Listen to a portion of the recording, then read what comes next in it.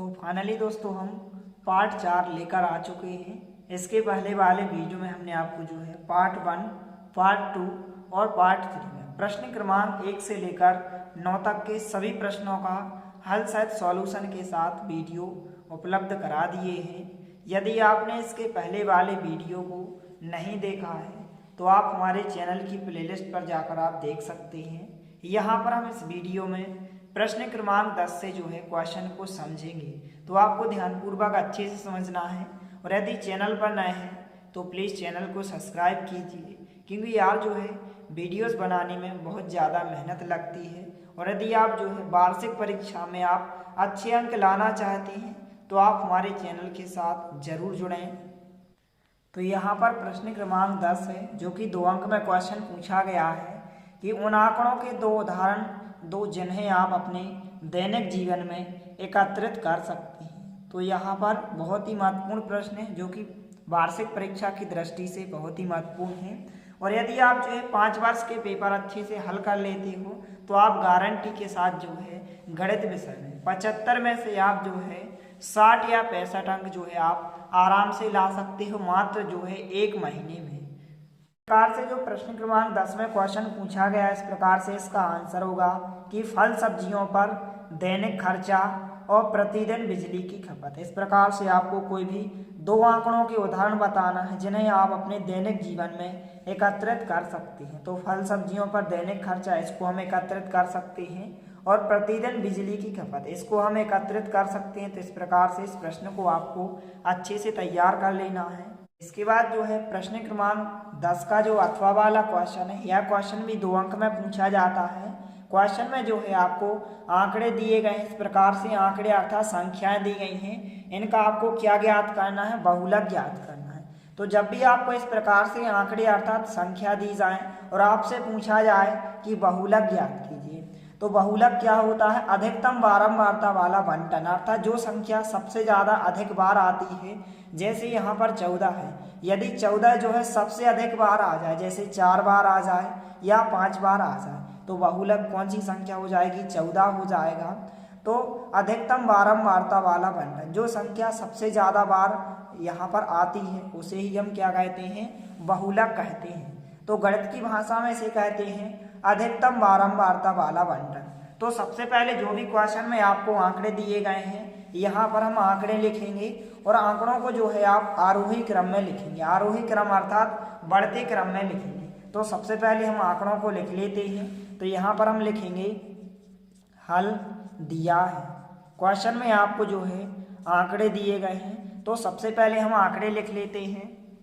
तो यहाँ पर हमने इस प्रकार से लिखा, हल दिया है, आंकड़े दिए गए हैं। इस प्रकार से जो भी क्वेश्चन में आंकड़े अर्थात संख्या दी गई है तो हमने संख्याओं को लिखा। इसके बाद जो है हम इन आंकड़ों को आरोही क्रम में लिखेंगे। आरोही क्रम अर्थात बढ़ता क्रम, जैसे आपने गिनती देखी होगी, 1 के बाद 2 आता है, 2 के बाद 3 के बाद संख्या 4 आती है। तो इस प्रकार से बढ़ता क्रम होता है, छोटी संख्या, फिर उससे बड़ी संख्या, फिर उससे बड़ी संख्या, फिर सबसे बड़ी संख्या। तो इस प्रकार से जो है हम इन आंकड़ों को जो है आरोही क्रम में व्यवस्थित करेंगे, अर्थात आरोही क्रम में हम लिखेंगे। तो यहाँ पर सबसे छोटी संख्या है, यहाँ पर आप देख सकते हैं कितनी है, 14 है। और 14 कितनी बार दी गई है, यहाँ पर 1, 2, 3 और 4 बार दी गई है। तो 14 को हम कितनी बार लिखेंगे, 4 बार लिखेंगे इस प्रकार से।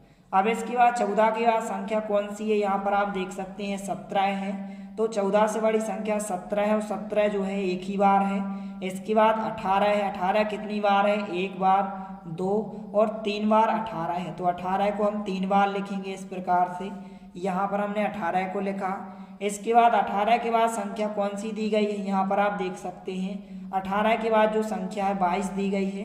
तो यहाँ पर हम 22 को लिखेंगे। और इसके बाद कौन सी संख्या दी गई है, 23 दी गई है। तो यहाँ पर हमने 23 को लिखा। और इसके बाद जो है 25 दी गई है।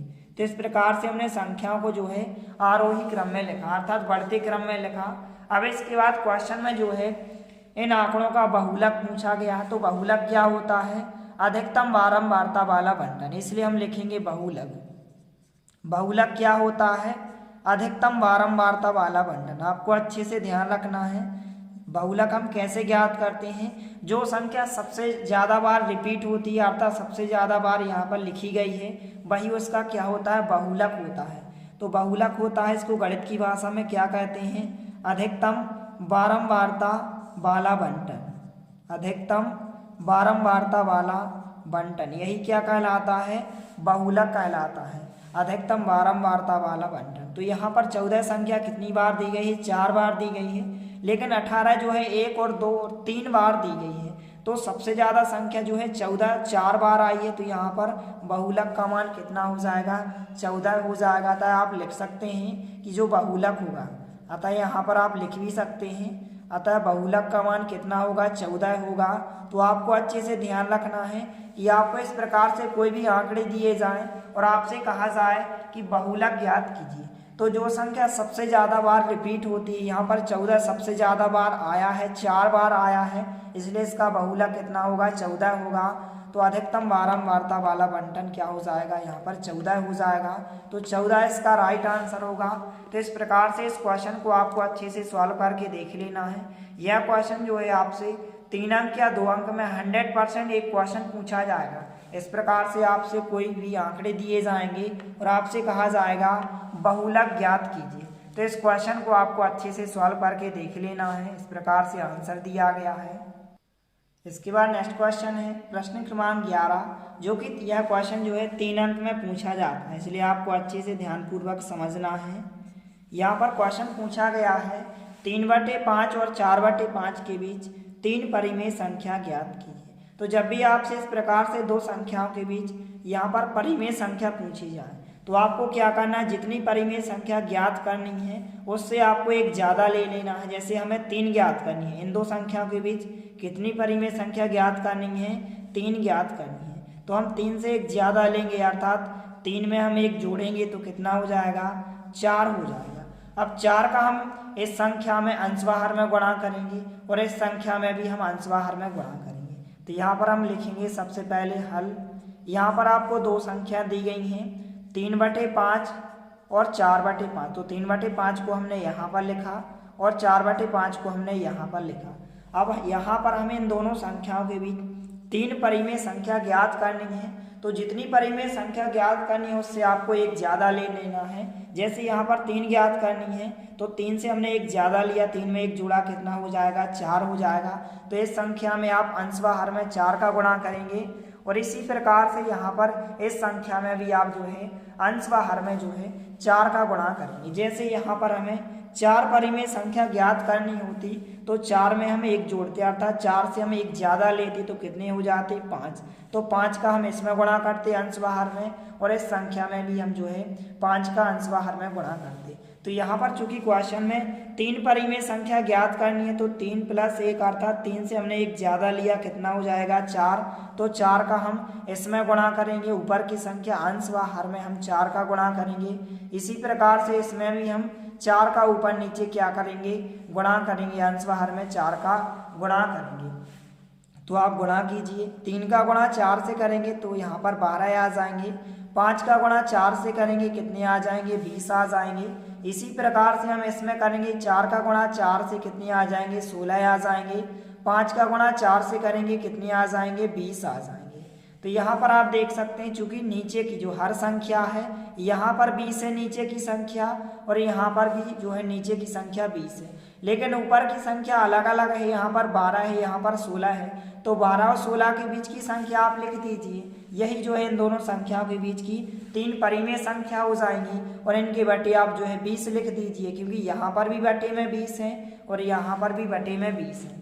इसलिए यहाँ पर हम लिखेंगे 3/5 और 4/5 के बीच 3 परिमेय संख्या। यहाँ पर आप लिखेंगे 3/5 और 4/5 के बीच, 3/5 और 4/5 के बीच कितनी परिमेय संख्याएं? 3 परिमेय संख्याएं। कितनी परिमेय संख्याएं? 3 परिमेय संख्या। अब 3 परिमेय संख्या कौन कौन सी हो जाएंगी? यहाँ पर आप देख सकते हैं चूंकि नीचे की संख्या दोनों जगह 20 है, यहाँ पर 20 है और यहाँ पर 20 है, लेकिन ऊपर की संख्या अलग अलग है। ऊपर यहाँ पर 12 है, तो 12 के बाद कौन सी संख्या आती है? 13 आती है, इसके बाद 14 आती है, इसके बाद 15 आती है और यहाँ पर 16 पहले से लिखी है और इसके बटे यहाँ पर 20 है, यहाँ पर भी 20 है। तो हम इन तीनों संख्याओं के बटे भी क्या लिखेंगे? 20 लिखेंगे। 13/20, 14/20 और 15/20। तो इस प्रकार से आंसर हो जाएगा। यहाँ पर आप देख सकते हैं 3/5 और 4/5 के बीच 3 परिमेय संख्या इस प्रकार से हो जाएंगी 13/20, 14/20 और 15/20। और आपको ध्यान रखना है कि 2 परिमेय संख्याओं के बीच हम अनंत परिमेय संख्या ज्ञात कर सकते हैं। कितनी ज्ञात कर सकते हैं? अनंत परिमेय संख्या ज्ञात कर सकते हैं। तो इस प्रकार से इस क्वेश्चन को आपको अच्छे से सॉल्व करके देख लेना है। यह क्वेश्चन 3 अंक में पूछा जाता है, इस प्रकार से आंसर दिया गया है, तो इसको आप अच्छे से तैयार करें। इसके बाद जो है प्रश्न क्रमांक 11 का अथवा वाला क्वेश्चन है। यह क्वेश्चन भी 3 अंक में पूछा जाता है। 1/11 भिन्न को, भिन्न क्या कहलाती है? बटे वाली संख्या। तो 1/11 को जो है भिन्न को जो है दशमलव रूप में लिखिए और बताइए कि प्रत्येक का जो दशमलव प्रसार किस प्रकार का है। तो सबसे पहले इस संख्या को, इस भिन्न को आपको जो है दशमलव रूप में लिखना है। फिर इसके बाद जो है आपको इसका दशमलव प्रसार बताना है। तो दशमलव प्रसार में आपको शांत और अशांत बताना है कि इसका दशमलव प्रसार शांत होगा कि अशांत होगा। तो शांत और अशांत कब होता है? यदि हम इसका दशमलव प्रसार करेंगे, यदि इस प्रकार से संख्या आ जाए, यहाँ पर सीमित संख्या आ जाए, बार बार संख्या रिपीट ना हो, तो उसे हम क्या कहते हैं? शांत दशमलव। और अशांत दशमलव इस प्रकार से, जैसे यहाँ पर 0.03 आ जाए, 0.3 आ जाए, 0.3, वही संख्या बार बार रिपीट हो, कभी खत्म ही ना हो, बार बार संख्या रिपीट हो, तो उसे क्या कहते हैं? अशांत दशमलव। या इसी को हम कहते हैं, इसका दूसरा नाम भी है क्या? अनावसानी दशमलव। कौन सा दशमलव? अनावसानी दशमलव। तो यदि कोई संख्या इस प्रकार से बार बार रिपीट नहीं होती है तो उसे हम शांत दशमलव कहेंगे। और यदि कोई संख्या बार बार रिपीट होती है, कभी खत्म ही नहीं होती है, तो उसे हम अशांत दशमलव या फिर अनावसानी दशमलव कहते हैं। तो सबसे पहले हमें इसका जो है दशमलव रूप में लिखना है, फिर इसका दशमलव प्रसार बताना है कि शांत होगा कि अशांत होगा। तो आपको ध्यानपूर्वक अच्छे से समझना है। तो जब भी आपको इस प्रकार से एक भिन्न दी जाए और आपसे कहा जाए कि इसका दशमलव प्रसार लिखिए, तो आपको क्या करना है? भाग करना है। भाग विधि से हम इसको सॉल्व करेंगे। नीचे की संख्या का भाग हम ऊपर की संख्या में करेंगे, अर्थात हर में जो संख्या है इसका भाग हम अंश की संख्या में करेंगे। तो यहाँ पर सबसे पहले हम लिखेंगे हल दिया है, आपको एक भिन्न दी गई है, 1/11 एक भिन्न दी गई है। तो यहाँ पर हमने लिखा भिन्न 1/11। अब इसको हमें जो है दशमलव रूप में लिखना है। तो आपको जो है भाग विधि किस में करना है? रफ में करना है। किस में करना है? रफ में। तो आप जो है नीचे की संख्या हर कहलाती है, ऊपर की संख्या अंश कहलाती है। तो हर का भाग जो है हम अंश में करेंगे, अर्थात 11 का भाग जो है हम 1 में करेंगे। अब 11 का भाग तो 1 में नहीं जाएगा, तो यहाँ पर 0 आ जाएगा और यहाँ पर क्या आ जाएगा? 0 आ जाएगा। अब 1 में से 0 घटाएंगे, 1 जागीता आ जाएंगे। फिर इसके बाद दशमलव, और यहाँ पर जब हम दशमलव रखते हैं तो यहाँ पर 1 0 फ्री होता है, 1 0 यहाँ पर हम लगा सकते हैं। फिर भी जो है 11 का भाग 10 में नहीं जाएगा, क्योंकि 11 बड़ी संख्या है, 10 छोटी संख्या है। तो यहाँ पर हम 1 0 रखेंगे और यहाँ पर 1 0 आ जाएगा। अब 11 का भाग करेंगे किसमें? 100 में। तो 11 की दुनिया आप पढ़ेंगे, पहाड़ा पढ़ेंगे, तो 9 बार में कितने हो जाएंगे? 99 हो जाएंगे। 100 में से आप 99 को घटाएंगे, कितना बचेगा? 1 बचेगा। आप फिर जो है 11 का भाग 1 में नहीं जाएगा, तो यहाँ पर फिर हम 0 रखेंगे, यहाँ पर आप क्या रखेंगे? 0 रखेंगे और यहाँ पर 0 आ जाएगा। दशमलव के बाद हम 1 0 रख सकते हैं इस प्रकार से। तो यहाँ पर जो है भाग फिर भी नहीं जाएगा, तो यहाँ पर 1 0 फिर फ्री होता है, तो यहाँ पर हम 1 0 रख सकते हैं। अब 11 का भाग करेंगे 100 में, तो यहाँ पर कितनी बार जाएगा?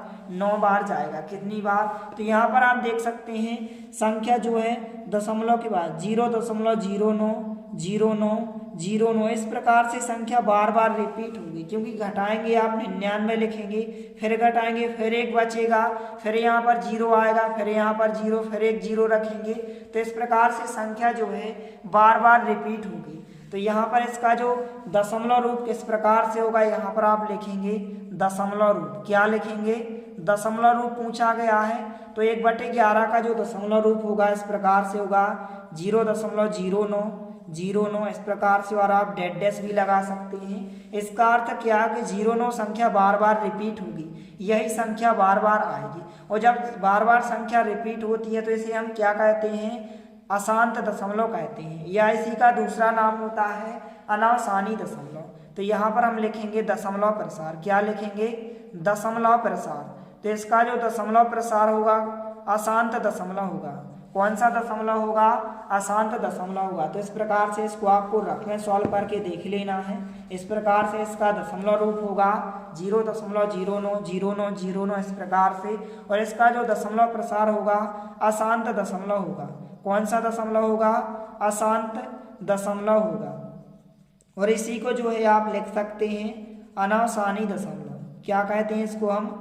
अनावसानी दशमलव या फिर अनावसानी आवर्ती दशमलव। इस प्रकार से आप लिख सकते हैं अनावसानी आवर्ती दशमलव। आवर्ती का अर्थ क्या होता है? संख्या बार बार रिपीट होती है, कभी खत्म ही नहीं होती है। तो अनावसानी आवर्ती दशमलव या फिर अशांत दशमलव।